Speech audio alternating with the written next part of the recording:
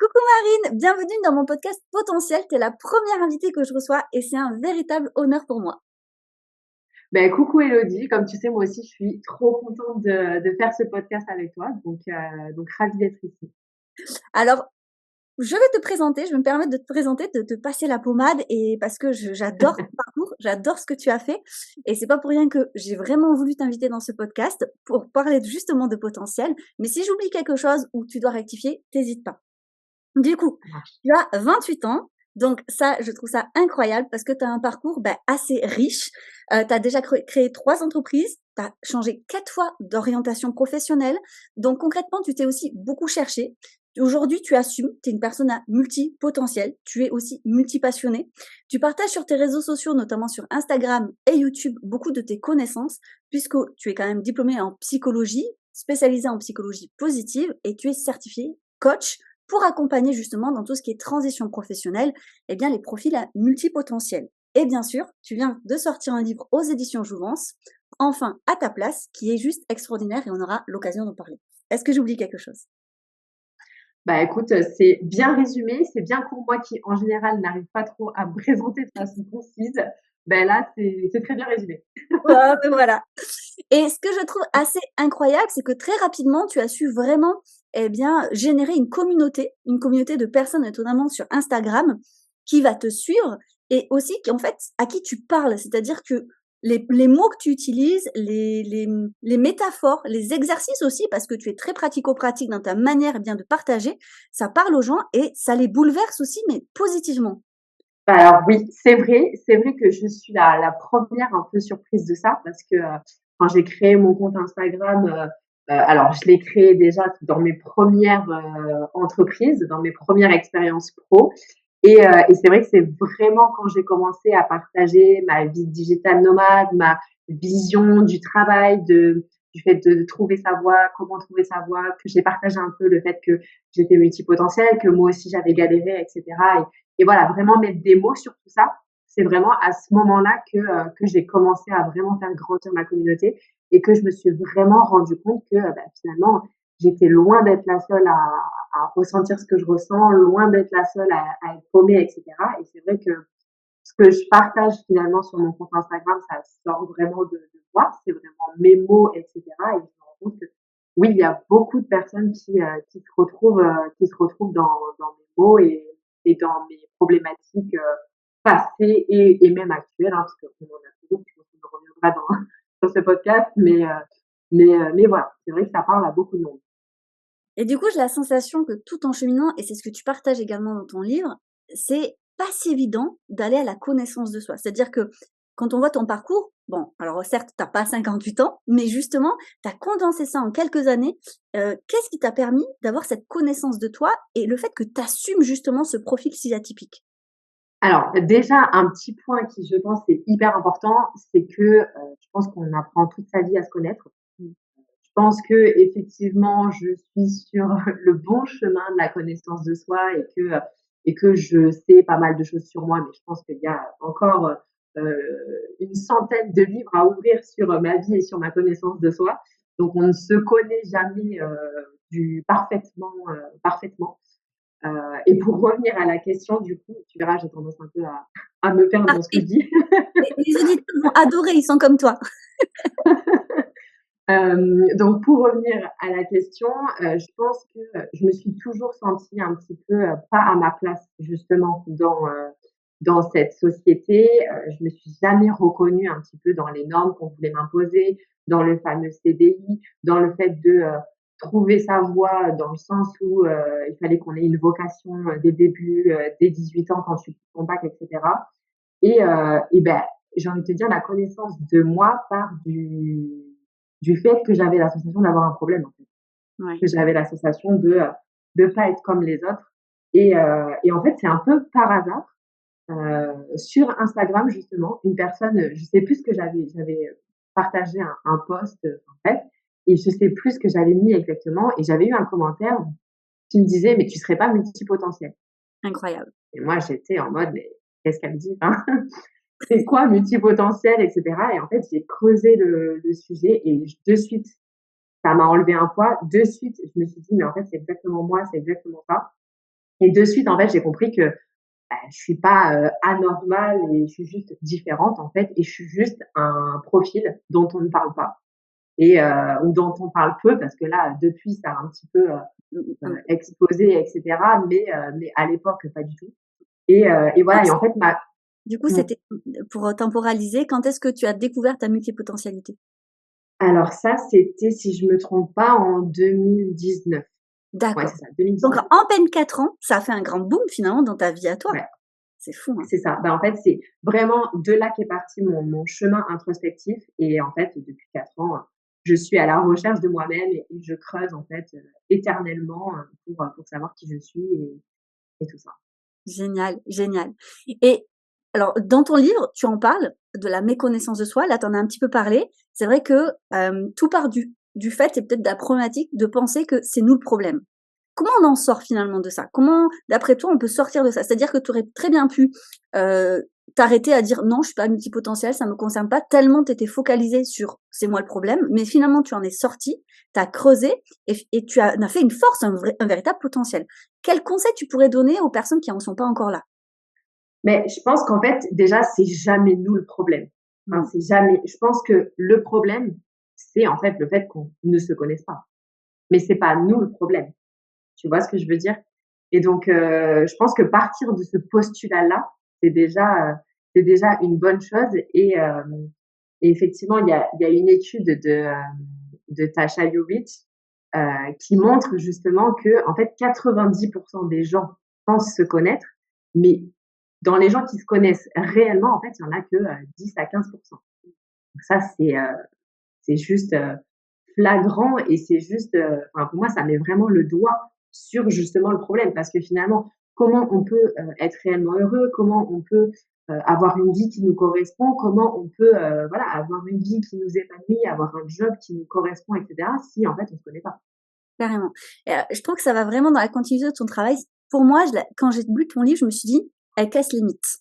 Il y a plusieurs comme ça, phrases clés, comme tu dis, qui cassent les mythes. Souvent, les gens, ils pensent se connaître et il faut déjà casser ça. C'est-à-dire non, tu te connais pas et tu te connaîtras jamais totalement parce qu'en fait, tu évolues sans arrêt. Donc la connaissance de soi, c'est perpétuel. Mais il y a aussi un mythe que tu casses, c'est l'idéalisme peut-être de trouver la place, the place, tu vois? Où est ma place? Est-ce que tu veux nous en parler? Ouais, alors déjà, merci pour ce commentaire parce que s'il y a bien un but dans ce que je fais et cetera, c'est casser les mythes. Donc Mmh. franchement, ça me fait très plaisir parce que ça montre que justement j'ai réussi à un petit peu partager, ma vision et voilà donc ça j'en suis ravie. Alors effectivement, trouver sa place, parce que j'appelle mon livre quand même «Enfin à ta place», Mmh. mais je pense qu'il faut sortir un petit peu, comme tu le dis, de cet idéalisme de un jour on va trouver notre place et ça y est, ce sera bon, ce sera voilà, ce sera le chemin à suivre et puis il y aura plus de questions, plus de doutes, voilà et tout ira bien dans le meilleur des mondes. Ça se passe jamais comme ça et j'en suis la preuve vivante, même moi qui voilà ai l'impression quand même aujourd'hui dans mon business, d'être à ma place et d'avoir trouvé ce qui me correspond et cetera. J'ai quotidiennement des doutes, des soucis, des remises en question, enfin voilà, tout le temps. Donc Merci déjà ça de le c'est dire. Merci. non mais c'est clair, c'est clair. Je pense que c'est hyper important de le dire parce que voilà, ça résout pas nos problèmes comme ça et c'est tout un chemin en fait comme pour tout, hein, comme la connaissance de soi, on en parlait, mais c'est tout un chemin tout le temps parce que ça évolue en fait en permanence. Et j'ai envie de dire ce qui est totalement normal, parce que nous-mêmes, on évolue en permanence. Donc forcément, notre place, nos valeurs, nos envies, tout ça, ça évolue en permanence. Donc en fait, ça se voilà, ça se réaligne aussi en permanence et ça se requestionne en permanence et etc.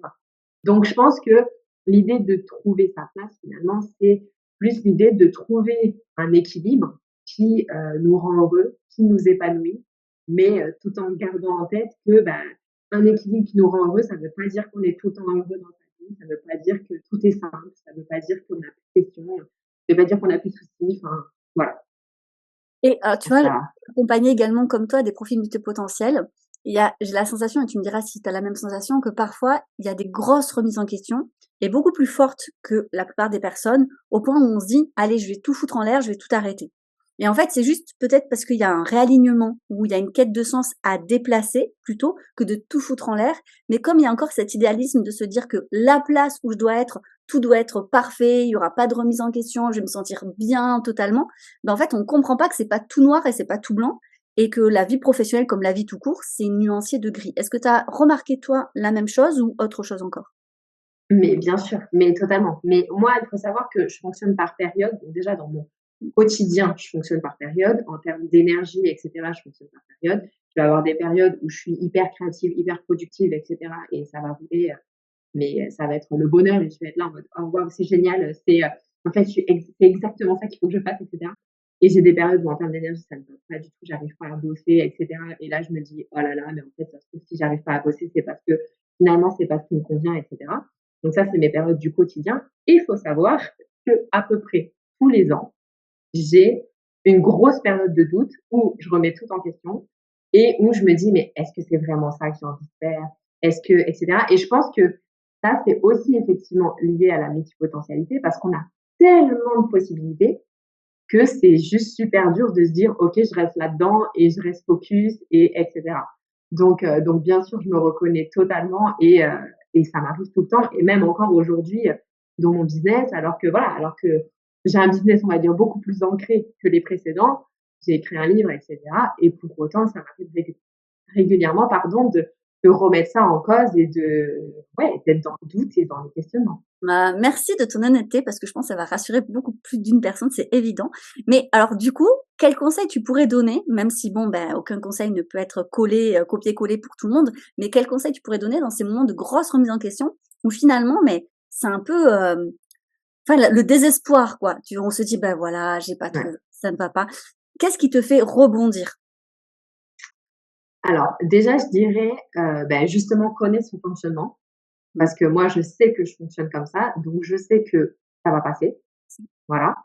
Tant que, voilà, tant que je suis vraiment pas mal dans mon travail, tant que j'ai toujours le sens de ce que je fais et cetera, je sais que ça va passer. Donc déjà, je dirais laisser passer la vague émotionnelle, Mmh, même si ça prend du temps et effectivement revenir aussi au sens de ce qu'on fait, à pourquoi on le fait, heu et puis je pense aussi qu'il y a aussi une question de balance décisionnelle. C'est un peu ça finalement qui fait aussi qu'on décide de changer de boulot ou pas. C'est-à-dire en gros, faire, un peu la liste des pour et des contre. Là, il faut quand même en arriver vraiment au stade où on est vraiment plus bien dans son boulot et cetera. Mais, voilà, faire la liste des pour et des contre, si on voit qu'il y a plus de contre, ouais, c'est carrément. que c'est que ça commence à clocher et que ça serait bien d'aller chercher des solutions. Mais voilà, s'il y a plus de pour, alors il y a des solutions immédiates qu'on peut trouver, c'est sûr. Mais en tout cas, moi, ce que je conseille surtout aux multipotentiels, c'est vraiment de pas prendre de décisions quand ils sont en haut de la vague. Parce que des décisions en haut de la vague, j'en ai prises et, et je le conseille pas. Parce que voilà, faut vraiment prendre du recul et attendre que ça passe avant de prendre des décisions. Carrément, merci. Je suis totalement alignée avec ce que tu dis. Dans ton livre, tu dis qu'à peu près un tiers des Français sont malheureux au travail. Et j'avais très envie de rebondir là-dessus. Déjà parce que qu'est-ce que c'est être malheureux au travail? Moi, j'ai l'impression que souvent, on va dire, alors c'est assez drôle parce que je remarque qu'il y a beaucoup de gens qui vont dire facilement qu'ils font un burn-out, alors que pas forcément, ça serait pas le mot exact dessus. Et à contrario, ceux qui en font vraiment un ne veulent surtout pas admettre qu'ils en font un. Tu vois? Alors, et on mélange un peu tout entre la santé mentale, tout ça. Alors, c'est quoi être malheureux au travail? Comment on peut être sûr que finalement, tu vois, cette balance dont tu nous parlais du plus et du moins, qu'elle est assez objective et représentative de la situation? Ouais, alors déjà, je suis totalement d'accord avec toi. On a tendance à beaucoup étiqueter burn-out, burn-out, et cetera. Ça, c'est de la psychologie de comptoir, hein. Faut pas oublier qu'effectivement, il y a que les professionnels de santé, qui peuvent poser un diagnostic, et cetera. Donc, si les gens, sont pas bien, et cetera, qu'ils n'hésitent pas à aller voir un professionnel de santé, mais surtout, qu'ils se fient pas à, des coachs qui peuvent poser ce genre de diagnostic parce qu'il y a pas pire pour moi, en tout cas, ouais, à mon Totalement, sens. totalement. Et donc, ouais, c'est la petite parenthèse que je voulais faire. Non, mais tu as raison, Et je du le coup, dis souvent sur les réseaux sociaux aussi, s'il vous plaît, allez voir un professionnel de santé quand on ne va pas bien. C'est vraiment le réflexe qu'il faut avoir. mmh, exactement. Et donc, pour répondre à ta question, alors effectivement, dans mon livre, je parle de cette étude qui a eu lieu un peu avant le Covid. Et donc elle parle justement des personnes donc qui sont malheureux au travail. Donc elle nomme notamment les gens qui ne trouvent plus de sens dans leur job, qui ont l'impression de se sentir inutiles, pardon,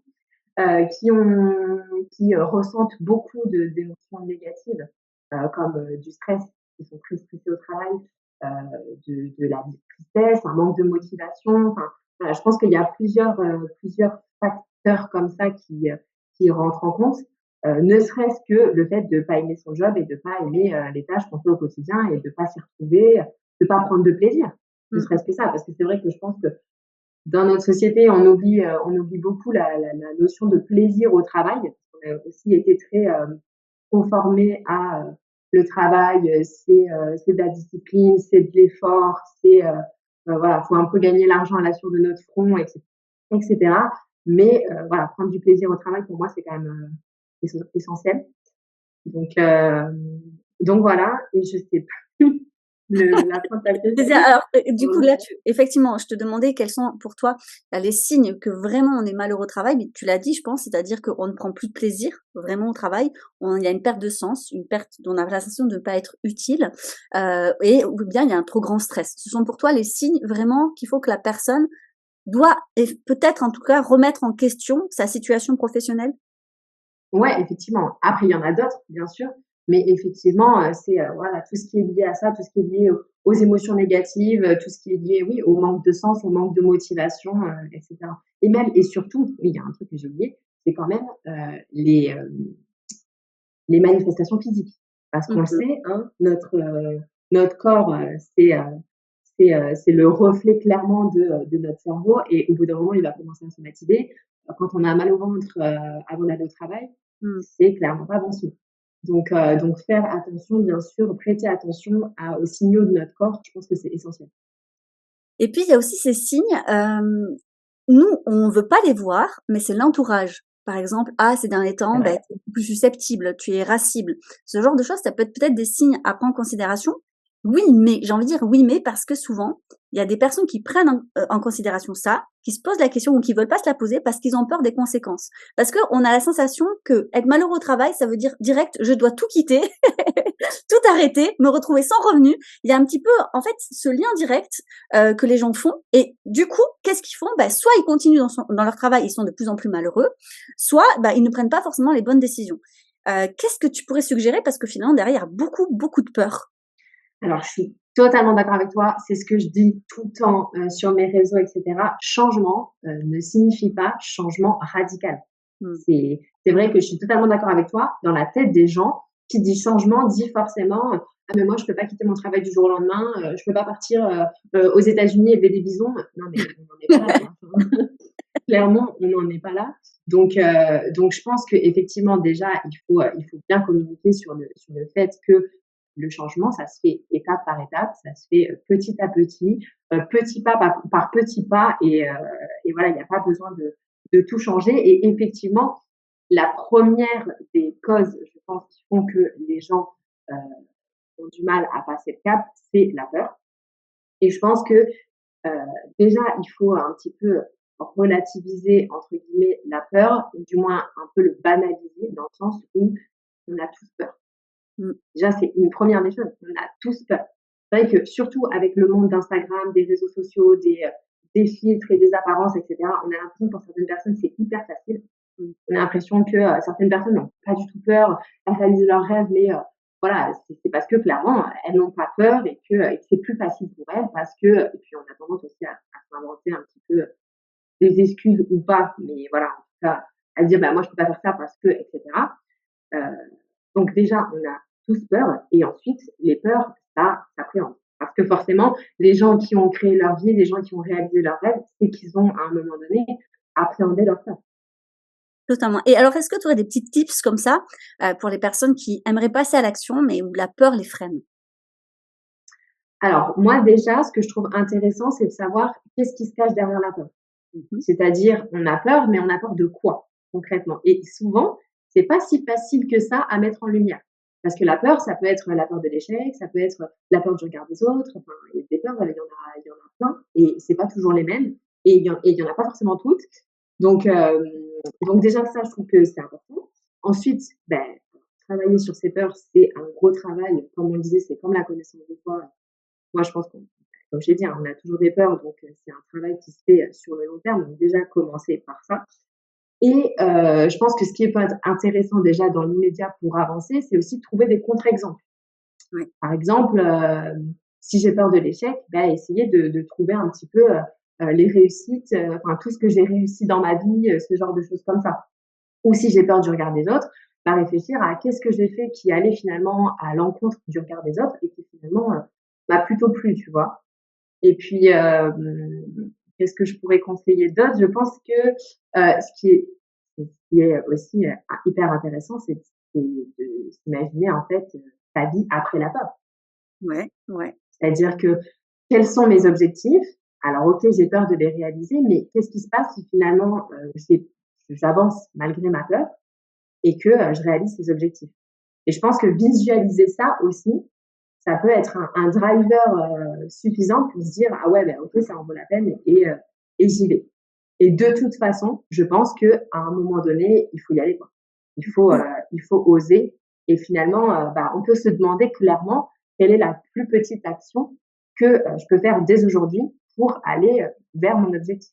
Et finalement, tous les jours, faire une petite action, comme ça peut être vraiment une petite action, un truc qui soit pas trop engageant parce que je pense aussi que le problème dans la peur, c'est qu'on a tendance à voir le sommet en face de nous et à se dire: «Mais comment je vais faire pour, gravir cette montagne?» Ouais, Enfin, ouais. clairement, j'en suis pas capable, je suis pas assez bien, je suis pas assez forte. Enfin bref, on connaît, hein, toutes les croyances limitantes qu'on a et qu'on a tous. Donc heu, donc voilà. Alors que si finalement on voit juste, 1 mètre devant nous et qu'on se dit: «Bon bah, j'ai un pas à faire pour avancer d'1 mètre» et puis un pas après l'autre, finalement cette montagne, on l'a gravie et on se retourne pour la voir derrière nous et pour être plutôt fiers de ce qu'on a fait. Merci, merci pour ces petits tips, je pense qu'ils sont hyper intéressants. Alors c'est vrai qu'on les retrouve souvent partout, mais je trouve que c'est vraiment une question de mindset, donc d'état d'esprit, de les mettre Bien en sûr. pratique. On a beau les entendre et parfois ils passent dans une oreille, ils repassent dans l'autre. Donc vraiment, je vous encourage pour les personnes qui écoutent les conseils de Marine, de les mettre en place. Est-ce que toi, tu as remarqué entre les hommes et les femmes, moi j'ai beaucoup de femmes que j'accompagne, une différence dans les peurs? Alors bien sûr, une différence dans les peurs et une différence dans les croyances limitantes aussi, clairement. Parce que bon, j'allais faire un peu de féminisme et cetera, je sais pas si c'est vraiment Vas-y, si, si, ah si, vas-y. non, mais voilà, on sait très bien dans quelle société on évolue. Après, je suis pas la mieux placée pour parler de féminisme, parce que c'est pas mon domaine, même si je le suis. Donc voilà, mais je suis pas assez renseignée sur le sujet pour en faire toute une tirade. Mais voilà, on sait clairement dans quelle société on évolue. On sait très bien que, bah, les petites filles, on les éduque, en leur disant, «Sois sage et sois une bonne fille». Les garçons, on les éduque en leur disant: «Sois fort».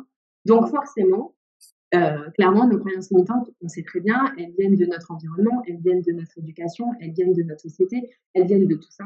Donc, la différence qui est faite entre, les femmes et les hommes, les inégalités et les différences d'éducation et cetera, engendrent forcément des, croyances limitantes différentes, des peurs différentes et cetera.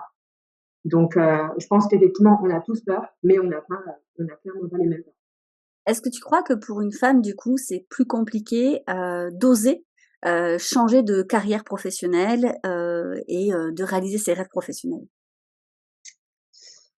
C'est une très bonne question. Oui, je pense que c'est plus compliqué. Je pense que c'est plus compliqué parce que je pense qu'il y a quand même plus de femmes, qui ont un manque de confiance en elles, qui ont certaines constructions qui leur dit qu'elles sont pas suffisantes, qu'elles sont pas assez bien, qu'elles sont pas assez belles, qu'elles sont pas et cetera.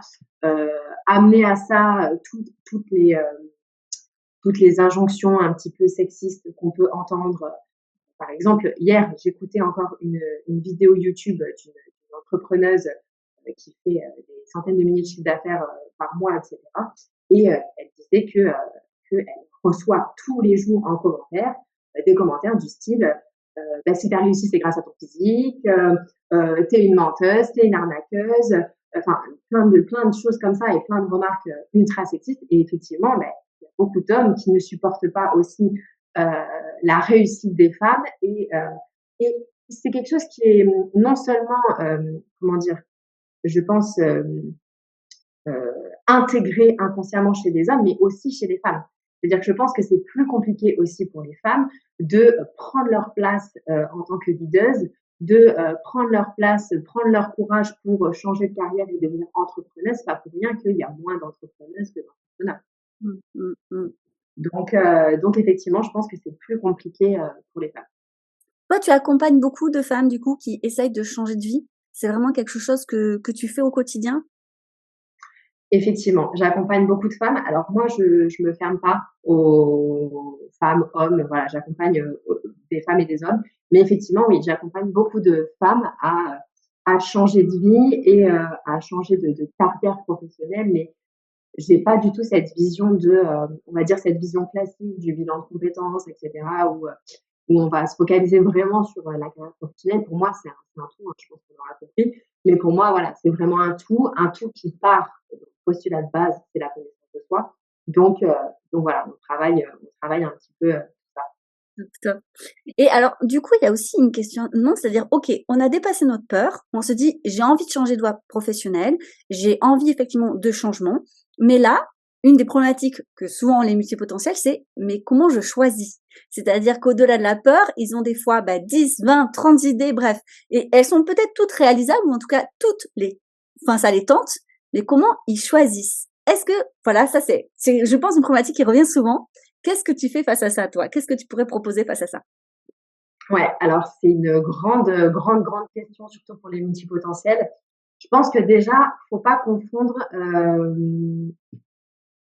loisir, passion Mmh. et business ou job, enfin voilà, peu importe. Ouais, tu le dis très bien dans ton livre, c'est-à-dire que tout ne va pas faire un métier, en fait. On fait pas de tout ce qu'on aime un métier. C'est exactement Ouais, ça. c'est exactement ça. Tout n'est pas monétisable. Moi la première j'ai fait l'erreur. C'est-à-dire que moi, à un moment donné, je me suis lancée, dans le voyage, que clairement je suis une grande voyageuse et que, c'est ma passion. Donc j'ai repris mes études, hein. J'ai repris mes études, j'ai fait un BTS tourisme en alternance et cetera. Je me suis lancée, en tant que travel planner indépendante. Enfin, gros projet, hein, gros projet, heu et en fait, je me suis rendu compte que le business model était pas vraiment viable, que, la monétisation du truc, c'était pas vraiment viable et que du coup, c'était pas, en accord avec ma vision de la liberté, de, heu, privilégier, on va dire, mon temps à mon argent, enfin tout ça. Et donc ça, je pense qu'effectivement, le truc quand on est multipotentiel, c'est qu'on a tendance aussi à foncer. Dès qu'on Mmh. a une nouvelle idée, on fonce. Et C'est une moi la force. première, et j'ai ten de C'est une quoi? for c'est une force. En soi, c'est une force. Mais il faut C'est savoir une comment force, c'est. exactement. C'est une force, mais il faut connaître son fonctionnement pour, pas foncer dans tout et n'importe quoi à la moindre occasion tête baissée. Parce que clairement c'est compliqué et clairement, ce que j'ai fait à ce moment-là. Donc j'apprends effectivement de mes expériences, c'est pour ça que je peux en parler maintenant. Mais voilà, en tout cas, si j'ai un conseil, c'est ne pas foncer, tête baissée, coûte que coûte à la première idée, qui nous vient et bien vérifier que c'est monétisable et que on puisse vraiment en vivre et que ça corresponde finalement à notre vision de ce qu'on veut dans la vie, de notre vie idéale et cetera. Et en fait, avec ces critères-là, déjà, on commence à écrémer pas mal d'idées et d'idées. Et ça, toute la difficulté de faire un bon business plan, justement, je pense que c'est une problématique chez les multipotentiels parce que comme tu dis, ils ont tendance à foncer, quitte à aller droit dans le mur et après à se remettre en question en disant: «Beh, c'est moi le problème parce qu'en fait, je me prends toujours des murs» et du coup, on baisse en confiance en soi. Alors qu'en réalité, comme tu dis, si on prend vraiment le temps et peut-être d'être accompagné par des professionnels comme toi qui connaissent bien le domaine, eh bien, on va recadrer le business model, on va recadrer par rapport aux besoins réels de la personne parce qu'au début, il y a la connaissance de soi et donc là, finalement, on fait la boucle est bouclée, comme on dit. Est-ce que c'est bien ça ou est-ce que tu oublies une étape pour toi qui te semble essentielle et que tu aimerais préciser dans ce podcast? Non, pour moi, c'est exactement ce que tu viens de dire. C'est exactement ça. Et encore une fois, la base de tout, c'est la connaissance de soi. Je sais que ça peut paraître bateau, mais c'est vrai. La base de tout, c'est la connaissance de soi et surtout en tant que multipotentiel, mais non, en vrai, j'enlève le surtout parce que pour tout le monde, mais on va dire que bon, en tant que multipotentiel, on se heurte surtout quand on doit trouver sa voie, et cetera, à un peu plus de problématiques que quand on ne l'est pas. Mais vraiment, c'est primordial. Et quand tu parles de business plan, j'aimerais juste faire une précision, c'est que on est, en tout cas selon moi, encore une fois, on n'est pas obligé de faire un business plan comptable, un truc ultra carré. Non, mais parce que je préfère le préciser parce que je sais que souvent quand les gens entendent business plan, ils disent: «Ouh là là, mais moi, enfin, je me vois pas faire un truc de 12 pages, et cetera». Alors l'idée c'est pas ça, hein. C'est simplement de vérifier que effectivement, comme je disais, notre business est monétisable et qu'on puisse gagner suffisamment d'argent. Parce que ce qui est important aussi, c'est de prendre en compte forcément nos charges et on va dire, nos plaisirs aussi. Enfin bref, l'enveloppe en fait salaire dont on a besoin pour vivre. Parce que se lancer dans un truc qui finalement va pas correspondre à nos attentes de budget et de salaire, c'est pas non plus la meilleure des solutions. Carrément, carrément. Eh bien, écoute, je te remercie, Marine, pour toutes ces informations que j'ai trouvé ça très riche. Alors, bien sûr, tu vas un peu plus loin dans ton livre parce qu'il y a énormément d'exercices, mais il me semble que tu proposes également des formations en ligne, des accompagnements pour les personnes qui seraient intéressées. Est-ce que tu veux nous en dire plus? Mais effectivement, je propose des petites, moyennes formations en ligne, en autonomie et donc notamment sur la multipotentialité, sur le mindset, et cetera. Et je propose des coachings. Donc là, actuellement, je propose du coaching individuel, mais il y a un coaching de groupe qui devrait pas tarder à arriver, effectivement, pour changer de vie, pour aborder un petit peu tous les sujets qui sont et dans mon livre et tous les sujets qu'on a abordés ensemble, la connaissance de soi, le mindset, les peurs, les croyances, trouver sa voie, je mets entre gros guillemets, et cetera. Voilà, pour vraiment changer sa vie, pour vraiment changer de vie. Donc voilà, et je précise que je propose tout ça maintenant, mais que dans quelques temps, peut-être que ce sera pas la même chose. J'aime bien le préciser parce que voilà, j'aime bien dire que, encore une fois, les choses évoluent, donc mes offres évoluent, mon business évolue en même temps que moi, et je le dis surtout pour justement tous voilà, ces personnes qui sont déjà entrepreneurs ou qui ont un boulot, et cetera, pour dire, vous voyez, chez moi aussi ça évolue, donc ne vous étonnez pas et surtout soyez tranquille avec ça si c'est aussi le cas de votre côté. Super. Et comme on est dans le cadre, tu sais, si tu connais mon travail, je suis plutôt positive, enthousiaste et j'ai envie de, eh bien, proposer une vision positive de tout ça. Est-ce que tu pourrais juste nous dire, pour terminer, eh bien, cet épisode de podcast, pour toi, les atouts qu'ont les personnes multipotentielles, parce qu'on a parlé jusque-là des difficultés auxquelles elles peuvent faire face, et c'est une réalité, mais aussi, moi, j'aime bien quand même, eh bien, leur passer la pommade aussi, et leur dire qu'ils ont aussi finalement des points positifs. Est-ce que là, comme ça, rapidement, tu pourrais nous donner, eh bien, quelques atouts qu'ont les personnes multipotentielles? Ouais. Alors déjà, ils ont une grande curiosité et une très, très, très, très grande créativité.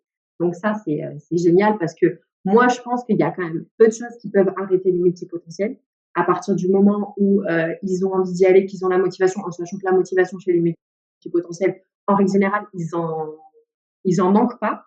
Donc clairement, c'est des fonceurs. Donc ça, c'est trop bien. C'est des gens aussi qui ont une pensée un petit peu en arborescence, donc qui font des liens avec des choses que les gens qui ne sont pas multipotentiels ne feraient pas, donc qui ont aussi beaucoup plus d'idées. Donc déjà dans la vie professionnelle, c'est trop bien parce que on peut avoir des idées de business, de produits, d'offres révolutionnaires ou peut-être pas révolutionnaires, mais en tout cas qui sortent un petit peu de la norme ou qui sont plus originales ou etc. Donc donc ça c'est trop bien. Enfin, on a un grand pouvoir d'adaptabilité. Je trouve. Mmh. On s'adapte très facilement aux événements, aux situations, etc. Et quand on est entrepreneur, je parle beaucoup d'entrepreneuriat parce que forcément, je le suis et que voilà. Mais c'est vrai que quand on est entrepreneuriat, mais même dans notre vie de tous les jours, c'est quand même un atout énorme parce que on peut rebondir facilement, que ce soit face à un échec, que ce soit face à une difficulté, etc. On rebondit hyper facilement. Et donc, enfin, hyper facilement. Pas toujours hyper facilement, mais en tout cas, on a des capacités pour. Et donc ça, c'est clairement un grand atout. Ben, merci Marine pour cette note positive. Je pense que ça va faire beaucoup, beaucoup de bien. Et si on veut te suivre, on peut te suivre où en priorité? Plutôt sur Instagram, tu dirais? Ouais, en priorité sur Instagram, Un Autre Horizon. Ok, ben, je vous mets tout ça de toute façon dans les informations du podcast. Un grand, grand merci Marine. Vraiment, ça fait Ben, merci à toi. Merci à toi pour l'invitation. C'était vraiment un plaisir.